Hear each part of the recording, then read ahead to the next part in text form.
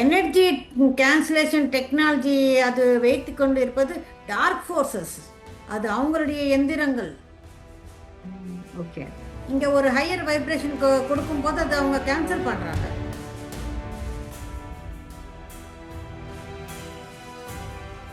ஒரு டார்க் ஃபோர்ஸோட நான் இருக்கிறேன், எனக்கு இந்த மாதிரி ஒரு தலையெழுத்து, இந்த கர்மா ஏன் வந்தது, எந்த கேள்வியும் போட்டுக்க வேண்டாம். டார்க் ஃபோர்ஸ் என்பவங்க நம்ம வீட்லேயும் இருப்பாங்க, நம்ம கூடயும் இருப்பாங்க. அதெல்லாம் எதுவும் கண்டுக்காம நம்ம தியானத்தை நம்ம செய்யணும், அவ்வளோதான்.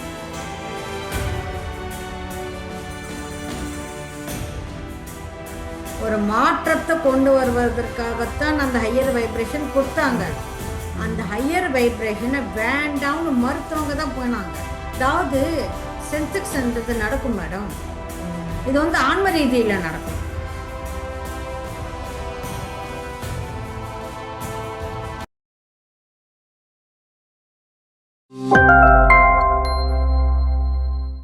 ஒளி பிரசாதங்கள் விஸ்வத்திலிருந்து பூமிக்கு வர்றது, பூமியிலிருந்து விஸ்வத்துக்கு போகும் அப்படிங்கிற மாதிரி சொன்னீங்க. அதை கொஞ்சம் விவரிப்பீங்களா? அதுனா என்ன அர்த்தம்? அதாவது அங்கிருந்து ஒளி பிரசாரங்கள் இங்க வருது, ம்.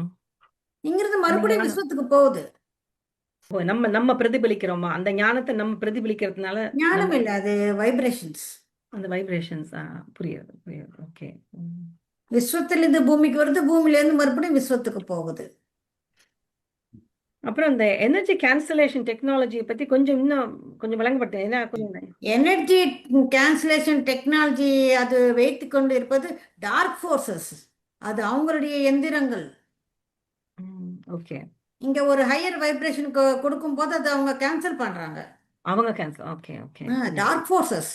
டார்க் ஃபோர்ஸஸ் தான். அதுதான் அந்த இது புரியல. நான் லைட் லைட் பீயிங்ஸ் நினைச்சிட்டோம். இப்போ புரியுது. ஏன்னா வந்து பாசிட்டிவ் வைப்ரேஷன் இங்கே இருக்கக்கூடாதுங்கிறதுக்காண்டி அவங்க அதை நெகட்டிவா அந்த பயத்தை இதெல்லாம் கொடுத்து கேன்சல் பண்ணிடுறாங்க. அது அந்த எந்திரங்கள் தானாக பயம், அது உணர்வுகள் சுபாவங்கள் கிடையாது. அப்ப அந்த ஆக்சுவல் வைப்ரேஷன், அந்த வைப்ரேஷன் அவங்க கேன்சல் பண்றாங்க. வராது, அந்த வைப்ரேஷனே வராது, இங்க வரவே செய்யாது. ஓகே. இங்க வர்றதுக்கு முன்னாடியே அது கேன்சல் ஆயிடும். அது ஒரு டெக்னாலஜி. வணக்கம் சொன்னா மேம். இங்க வந்து என்னுடைய அனுபவத்தை வந்து நான் சொல்ல விரும்புறேன். சொல்லுங்க. லாஸ்ட் இயர் வந்து மிடில் ஆஃப் அக்டோபர் நான் வந்து ஹாஸ்பிட்டலில் ஜாயின் பண்ணியிருந்தேன். ஏன்னா எனக்கு வந்து ரொம்ப ஹெவி தலைவலின்னா தலையில் வரும், அதுக்கு பிறகு நெற்றி சைடு வரும், பிறகு காதில் வரும். இந்த மாதிரி எக்ஸ்பீரியன்ஸ் என் லைஃப்பில் வந்ததே இல்லை. அப்படியே என்ன அறியாமல் கத்திக்கிட்டே இருந்தேன். பிறகு என் ஹஸ்பண்ட் வந்து எமர்ஜென்சியில் சேர்த்துட்டாரு. ட்ரிப்ஸ் எனக்கு ஏறிட்டே இருக்கு. ஒரு பக்கம் என்னுடைய வலிக்காக வந்து மருந்து ஏறிட்டே இருக்கு. இது என்னதான் அவங்க மெடிசன் கொடுத்தாலும் என்னுடைய பெயின் போகவே இல்லை. அப்போ வந்து நான் என்ன செஞ்சேன், மெடிடேஷன் பண்ணணும். நான் வந்து நான் வலியில் பண்ணுற முனங்கள், அப்புறம் அந்த ட்ரிப்ஸ் ஏற்றுற சவுண்டு எனக்கு வந்து ஒரு மியூசிக் மாதிரி வச்சுட்டு அதில் முணங்குறப்ப அப்படிதான் பண்ணி மெடிடேஷனுக்கு போகிறேன். அப்படியே தூங்கிட்டேன். அப்போ வந்து என்ன நடந்துச்சுன்னா, அப்போ எனக்குடைய இதில் வந்து ஒரு டார்க் ஃபோர்ஸஸ் பீப்புள் வந்து என் கூட ரொம்ப ஃபைட் பண்ணுறாங்க. அப்போ வந்து ஒரு லைட் ஃபோர்ஸ் வந்து என்னை வந்து காப்பாற்ற வர்ற மாதிரி இருக்கு. அப்போ அதோட சண்டை போட்டு நான் பட்டார்னு வெளியே வந்துடுறேன். அப்போ வந்து ஒரு ஒளி மாதிரி தெரியுது, வெளியே வந்துடுறேன். அப்போதான் வந்து நான் நினச்சேன், சரி இதனால தான் ஏதாவது வந்து எனக்கு இந்த கனவுல வந்து இப்படி வந்திருக்கு அப்படின்னு சொல்லிட்டு. ஸோ அந்த கனவு எதனால் வந்தெல்லாம் யோசிச்சு பார்த்துட்டு கடைசியில் வந்து நான் வந்து அந்த லைட் ஃபோர்ஸ் வந்து எனக்கு ஹெல்ப் பண்ணியிருக்கு. ஸோ இப்போ கடவுள் அருளால் எனக்கு வந்து குணமாயிரும் சீக்கிரம் அப்படின்ட்டு அந்த தலைவலி கொஞ்சம் கொஞ்சமாகவும் குறைய ஆரம்பிச்சது. நான் மறுபடியும் எப்பயும் போல் மெடிடேஷனில் வந்து ஜாயின் பண்ணிட்டு மெடிடேஷன் பண்ணிட்டு இருக்கேன். நான் ஜெயந்தி மேம். வணக்கம் மேம். வணக்கம் மேம். எனக்கு ஒரு டவுட் மேம். ரொம்ப நல்லா இருந்தது. இப்போ நீங்க டார்க் ஃபோர்ஸ் லைட் ஃபோர்ஸ்ன்னு சொல்றீங்க. அந்த டார்க் ஃபோர்ஸ்ன்றது வந்து வேற்று கிரக வாசிகள் அப்படின்னு சொல்றீங்களா, இல்லைன்னா நம்ம கூட இருக்கவங்களே தியானத்துல வராம டார்ச்சர் பண்றவங்கள தான் டார்க் ஃபோர்ஸ் அப்படின்னு சொல்றீங்களா? எல்லாருமே வேற்று கிரக வாசிகள் தான். டார்க் ஃபோர்ஸ் ஆகட்டும், லைட் ஃபோர்ஸ் ஆகட்டும், எல்லாருமே. ஆனா டார்க் சரி ஃபோர்ஸஸ் கூட நம்ம கூட இருக்கிறாங்க. அவங்களும் இந்த பூமியில இருக்கிறாங்க. நாம எப்படி இந்த பூமியை மாற்றத்துக்காக வந்தோமோ அவங்களும் இந்த பூமியில அந்த மாற்றங்கள் வரக்கூடாது என்பதற்காக அவங்களும் வந்திருக்கிறாங்க. நான் அப்படின்னா அவங்களும் நம்மள மாதிரி மனித ரூபத்துல தான் இருப்பாங்களா? ஆமா.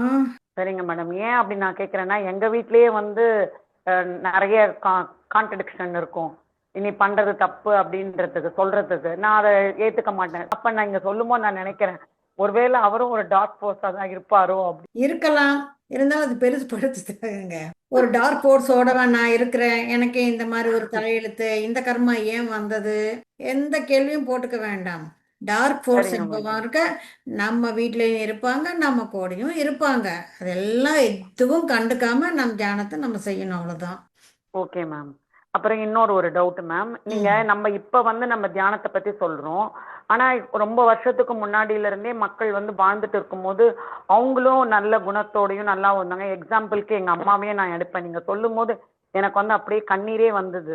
ஏன்னா எங்க அம்மா வந்து நீங்க சொல்ற மாதிரி அவங்க தியானத்துல இல்லாமையே அந்த தியானியா தான் அவங்க வாழ்ந்தாங்க. யார் என்ன சொன்னாலும் அவங்க அதை வந்து பொருட்படுத்தவே மாட்டாங்க. அதை வந்து மைண்ட்லயே எடுத்துக்கவே மாட்டாங்க. நாங்க எப்படி அவங்க இருக்காங்கன்னு நினைப்போம். அமைதியா இருப்பாங்க, ஆனா கரெக்டா இருப்பாங்க. எனக்கு அவங்க நீங்க சொல்ல சொல்ல எனக்கு அவங்க ஞாபகம் தான் மேடம் வந்தது. ஓகே. ஞானம் இருக்கு, ஆனா வைப்ரேஷன் இருக்கணும் இல்ல. அது கண்டிப்பா தியானம் பண்ணணும். ஆனா எங்க அம்மா வந்து தியானம் அப்ப எனக்கு தெரியல, இப்ப எனக்கு புரியுது. அவங்க வந்து கடவுள் முன்னாடி அந்த ரூம்ல வந்து கை கோத்து கொஞ்ச நேரம் உட்கார்ந்துருப்பாங்க. எதுக்கு இவங்க இப்படி உட்கார்ந்துருக்காங்கன்னு நாங்க நினைப்போம். ஆனா எங்களுக்கு அவங்க இது வரைக்கும் அவங்க எங்களுக்கு அந்த எக்ஸ்பிளனேஷனும் கொடுத்ததில்லை, எங்களை உட்காருன்னு சொன்னதும் இல்லை. அவங்க மட்டும் கொஞ்ச நேரம் அமைதியா உட்காந்துட்டு வேலையை செய்ய ஆரம்பிப்பாங்க. உங்களுடைய உள்ளுணர்வு கையை கட்டிக்கிட்டு கொஞ்ச நேரம் அமைதியா அந்த பூஜை ரூம்ல இருக்க சொல்லி சொல்லுது. அவங்களுக்கும் தெரியாது அதனுடைய பலன் என்னன்னு. அது அவங்களுக்கு அது நல்லா இருக்கு, அது கண்டினியூ பண்ணாங்க. அதை பத்தி அவங்களுக்கு முழுமையா தெரிஞ்சதானே உங்களுக்கு சொல்றதுக்கு. Correct ma'am, correct ma'am. Ma'am அடுத்தது என்னன்னா இப்போ உள்ள காலத்துல அந்த பிளானட்டரி சேஞ்சஸ் அது அவங்க வேற வேற நாடுகள்ல அப்படித்தான் பேசிக்கிறாங்க. அதாவது இந்த எனர்ஜி அந்த வைப்ரேஷன் அதிகரிக்கிறப்போ நமக்கு வந்து நிறைய பிரச்சனைகள் வர்றது, பீப்புளுக்கு உடல் ரீதியாக பிரச்சனைகள் வர்றது, சில சமயம் வீட்டில் எதுவும் பிரச்சனை, அதுக்கப்புறம் ரிலேஷன்ஷிப் பிரச்சனை எல்லாம் கொஞ்சம் கூட வர்றது. காரணம் என்னன்னா அவங்களுக்கு இந்த அந்த நெகட்டிவிட்டியை வந்து ஃப்ளஷ் அவுட் பண்றப்போ அந்த நெகட்டிவிட்டி எல்லாம் மேலே வந்து தான் வெளியில போறது அப்படின்னு சொல்றாங்க. அப்ப அதனால எனர்ஜி நமக்கு ஷிஃப்ட்ல பிரச்சனை இருக்கலாம், எதுவும் எல்லாமே ஒரே மாதிரி இருக்காது மேடம். ம், அது இப்படித்தான் இது வெளியாறணும்னு எதுவும் ஒரு, இல்ல அதுவும் ஒரு மெத்தடா இருக்கலாம் அப்படிங்கிறீங்களா? அது ஒன் ஆஃப் தி மெத்தட், அது அவங்க சூஸ் பண்ணிக்கிட்ட மெத்தட். பட் மத்த எனர்ஜி ஷிஃப்ட்ல இருக்கும் ஆமா. ம், பிரச்சனைகள், எல்லாம் மாற்றங்கள் இருக்கும். ம். அந்த மாற்றங்களை நாம எப்படி எடுத்துக்கிறோம் என்ற இதை இதனை பொறுத்தது பொறுத்து தான் இருக்கும். நிறைய பேர் சொல்றாங்கன்னா அந்த டோட்டலி அவுட் ஆஃப் ஆர்டினரி பிரச்சனைகள்லாம் வர்றது, தன் குடும்பத்திலயோ சரி இந்த வீடுகளில் ஃபிசிக்கல் திங்ஸில் பிரச்சனைகள் வர்றது. அவங்க சொல்றாங்க அந்த எலக்ட்ரிக்கல் திங்ஸில் கூட பிரச்சனைகள் வர்றதாம். அதெல்லாம் வந்து it's all because of the electro magnetic எனர்ஜியில் வேரியேஷன் வர்றதுனால அந்த கான்ஷியஸ்னஸ்ல இந்த இது பண்ணுறதுனால தான் வருது அப்படின்ட்டு சொல்றாங்க. மேபி அது வந்து இருக்கலாம் இல்லையா? இருக்கலாம். அப்ப அந்த அல்சியான்ங்கிறது வந்து அது ஒரு சூரியன் அப்படின்னு சொல்றீங்களே, அது வந்து சென்ட்ரல் சன். அதுக்கு அல்சியான் இந்த எத்தனையோ சூரிய குடும்பங்கள் இருக்கு, அந்த சூரிய குடும்பங்கள் அதெல்லாம் சரி. எத்தனையோ சூரியங்கள் இருக்கு. இந்த ஆமா, சூரியன்களுக்கு எல்லாத்துக்குமே பெரிய சூரியன் பெரிய சூரியன் தான் அல்சியான். அந்த மாதிரி அல்சியோன். சொல்றேன். அப்புறம் அந்த கொரோனா வந்தது ஒரு, அது கூட ஒரு பாசிட்டிவான, அதாவது இந்த நமக்கு வர வேண்டிய விஷயம். அது ஒரு ஹையர் வைப்ரேஷன் அனுப்பிச்சாங்க. ஹாய் வைப்ரேஷன் அனுப்பிச்சு வச்ச அதுங்கிறப்போ அதில் அந்த உயிரிழப்பு நிறைய இருந்தது. அப்போ நீங்கள் சொன்ன மாதிரி தற்காலிகமாக நம்ம வந்து மாற்றத்தை கொண்டு வந்தோம் உலகத்தில். அதாவது உலகமே ஸ்தம்பிச்சு போச்சு, அப்ரிஷியேட் பண்ண தொடங்கினோம், நிறைய பேர் ஆன்மீகத்திலாம் வந்தாங்க, அதெல்லாம் ஒரு பாசிட்டிவிட்டி. அப்போது அந்த அந்த கொரோனாவால் நிறைய பேர் இறந்து போனாங்க. அது அப்போ அவங்களால ரிசீவ் பண்ணிக்க முடியல. நிறைய பேர் வந்து நல்ல பாசிட்டிவாக இருக்கிறவங்க அவங்களாம் கூட நிறைய பேர் இறந்து போனாங்க தானே. மேபி அவங்களோட டைம் இஸ் ஆப்ங்கிறதுனால இறந்து போனாங்கன்னு அப்படி இல்லை எடுத்துக்கலாம். மேடம், இப்ப நல்லவங்கள இருக்கலாம், ஆனா இந்த மாற்றத்துக்கு அங்கீகாரம் தெரிவிக்கணும் இல்ல. சி, இந்த வைப்ரேஷன் ஒருத்தர் நல்லவரா இருக்கிறாரு, அந்த குடும்பத்துக்கு எல்லாமே செஞ்சாரு. மூன்றாவது தலைமுறையில் அந்த பொண்ணு இன்டர்காஸ்ட் மேரேஜ் பண்ணிக்கும் போது அது வேண்டாம்னு சொன்னா அது நல்லவர் தானே, அப்புறம் ஏன் வேண்டாம்னு சொன்னாரு? ஸோ அவங்களுக்குன்னு ஒரு சில நியதிகள் இருக்கும். இங்க நல்லவங்க கெட்டவங்கன்றது கிடையாது மேடம். அதான் அங்கீகாரம் இருக்கா இல்லையா? ஆனா பொதுவாகவே வந்து மக்கள் இறக்குறாங்க தானே, பொதுவாகவே வந்து வயோதிகத்துல இறக்குறாங்க, வேற வேற துன்பங்கள்ல வியாதிகள்ல இறக்குறாங்க. அநேகமாக இறந்தவர்கள் எல்லாரும் அந்த அண்டர்லைங் கண்டிஷன்ஸ் உள்ளவங்க தான் இறந்து போனாங்க. அந்த ஓல்ட் ஏஜ்ல இருக்க ப்ராப்ளம்ஸ் உள்ளவங்க, அவங்களுக்கு ஏற்கனவே வியாதிகள் அதெல்லாம் இருக்கிறவங்கள தான் பாதிச்சுது அது. சரி, கொஞ்சம் வந்து ஒரு பிரச்சனையும் இல்லாதவங்களும் இறந்தாங்க தான். கொரோனா வந்து சம்திங் குட்ங்கிற மாதிரி எடுத்துக்கணுங்கிறீங்களா? கண்டிப்பா மேடம். ம் ஒரு மாற்றத்தை கொண்டு வருவதற்காகத்தான் அந்த ஹையர் வைப்ரேஷன் கொடுத்தாங்க. வந்தது. அந்த ம் ஹையர் வைப்ரேஷனை வேண்டாம்னு மறுத்தவங்க தான் போனாங்க. அதாவது சென்செக்ஸ்ன்றது நடக்கும் மேடம். ம் இது வந்து ஆன்ம ரீதியில நடக்கும். ம் நம்ம கதவை தட்டி கேட்கறது கிடையாது இந்த சென்செக்ஸ். நம்ம ஆன்மாவை கேட்பாங்க, இது இந்த மாற்றம் உனக்கு வேண்டுமா வேண்டாமா? ம் இந்த மாற்றம் இந்த ஜோல்ட் இருக்கும்போது அதை நீ ஒத்துக்கொள்றியா, இல்லை நீ வந்து படிப்படியா, இல்லை நான் வந்து 3லேருந்து 5க்கு ஒரே வாட்டி போக மாட்டேன், இந்த 3ல் இன்னும் நான் இருக்கணும், கற்றுக்கணும், அதுக்கப்புறம் 4க்கு போகணும், அதுக்கப்புறம் 5க்கு தான் போகணும், நான் இந்த பாதை தான் தேவை, அது அவங்களுடைய சாய்ஸ். ம் எப்பவுமே இந்த ஆன்ம சென்சஸ் இருக்கும். அவங்க நல்லவங்களா இருக்கலாம், நல்ல சுபாவங்க இருக்கலாம், நல்ல கேரக்டர் இருக்கும். பட் எல்லாருமே அதை ஒத்துக்கணும்னு எதுவும் இல்லையே. இப்போ இந்த 2032ல வந்து மாற்றங்கள் வர்றது போகிறது எல்லாம் பூமியிலே மாறுறது அப்படின்னு சொல்கிறாங்க. அப்போ அந்த பீரியடில் இப்போ நம்ம எல்லாரும் இருக்கோம். ஆனால் நிறைய பேர் நம்ம தியானிகளாக இருந்தவங்கெல்லாம் ஏற்கனவே பாடி வெக்கேட் பண்ணி போயிட்டாங்க அவங்கெல்லாம். அப்போ அவங்க வந்து அதில் இந்த மாற்றம் இருக்கிற இடத்துல இந்த இந்த காலகட்டத்தில் இருக்கல, அதுக்கு முதலே இருந்துட்டு போயிட்டாங்க அவங்கெல்லாம். அப்போ இல்ல, அவங்க அவங்க வந்து இங்க என்ன செய்ய முடியுமோ அதெல்லாம் செஞ்சாங்க. செஞ்சுட்டு போயிட்டாங்க. அதுக்கப்புறம் அந்த அதர் சைடு அவங்க செய்ய வேண்டியதுன்னு பல வேலைகள் இருக்கு, இருக்குது அதுக்காக போனாங்க. அதுக்காக இந்த மாற்றத்தை ஒத்துக்காம இல்லை. ஒத்துக்காம அதாவது மாஸ்டர்ஸ் மேடம், எப்பவுமே மாஸ்டர்ஸ் வேறு, மெடிடேட்டர்ஸ் வேறு. மெடிடேஷன்ல இருந்தும் கூட மாற்றத்தை ஒத்துக்கொள்றாதவங்க இருப்பாங்க. மெடிடேஷன்ல வந்தவங்க எல்லாரும் மாறிட்டாங்கன்னு எடுத்துக்க முடியாது இல்லையா? நம்ம அந்த நிறைய பேர் டிஃப்ரெண்ட் டிஃப்ரெண்ட் லெவல்ல தானே இருக்கிறாங்க இல்லையா? ஆமா. நீங்க சொன்ன மாதிரி அந்த இப்போ அந்த level ல- நம்ம தெய்வங்கள் பத்தி சொன்னோம், சிறு தெய்வங்கள் பத்தி சொன்னோம்.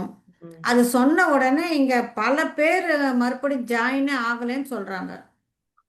அவங்களும் மெடிடேட்டர்ஸ் தான், ம், பட் அந்த விஷயத்தை ஒத்துக்க முடியல. அவங்க மெடிடேட்டர்ஸ் தானே, அவங்களும் அந்த ம், வைப்ரேஷன்ல இருக்கிறாங்க இல்ல, இந்த சத்தியத்தை எல்லாம் ஏன் ஒத்துக்கலைன்னு சொன்னா ம். அது அப்படித்தான். அவங்களுக்கு என்ன டைம் வரல அப்படின்னு அர்த்தம். அப்படிதான் வச்சுக்கணும் நம்ம இல்லையா? அவங்களுக்கு டைம் வர்றப்போ அந்த அவங்களுக்கு புரிதல் புரிஞ்சுக்கணும். வரும் நேரத்துல வரணும். ஆமா. பார்க்கணும். ம். ஆமா. இப்பொழுது சில அந்த சமயம் இந்த புரிதல் இல்லை. பிறவிலே நமக்கு சில சமயம் இந்த பிறவியில இந்த புரிதல் வரலாம், சில சமயம் அடுத்த பிறவியில நமக்கு அந்த கூட புரிஞ்சுக்கலாம். அப்படித்தானே? அதுல பத்ரி சொல்ற மாதிரி நோ ஹரி நோ வரி, ஆன்மீகத்துல இருக்கிறோம். நன்றி அம்மா, நன்றி, நல்ல விளக்கங்கள்.